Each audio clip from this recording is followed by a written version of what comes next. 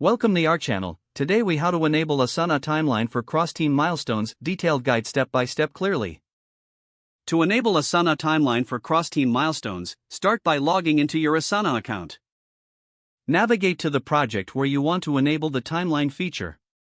Open the project by clicking on its name in your project list.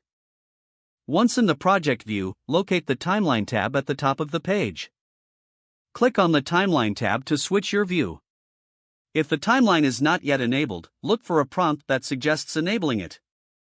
Follow the prompt to activate the timeline feature for your project. After enabling the timeline, review the existing tasks and project structure.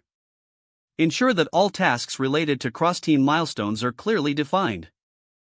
Adjust any due dates and dependencies as needed to reflect your project requirements.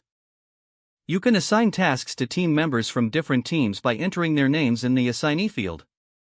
Use the timeline to visualize how tasks align with each other across different teams. Drag and drop tasks on the timeline to adjust dates and dependencies easily. To create a cross-team milestone, click on Add Milestone in the timeline view. Define the milestone by entering a name and setting a due date. Make sure to link the milestone to the relevant tasks by adjusting the dependencies. Collaborate with team members to ensure clarity on responsibilities for each milestone. Review the timeline regularly to track progress on cross-team milestones. Make updates as needed to keep the project on track.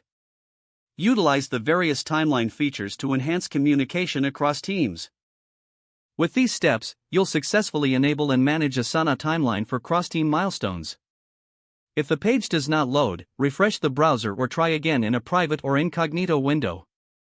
Make sure you are using the correct email address, then retype it carefully to avoid small typos. If your password is not accepted, use the reset option and create a new strong password you can remember. Check your spam folder for verification or security emails, then complete any requested confirmation steps. Enable two-factor authentication if available to improve account security and reduce unauthorized access risk. After signing in, review your profile details so your contact information and settings are accurate and current. If you see an error message, note it down and try again after restarting your device and internet connection. Don't forget to like this video and subscribe to our channel for more step-by-step tech guides.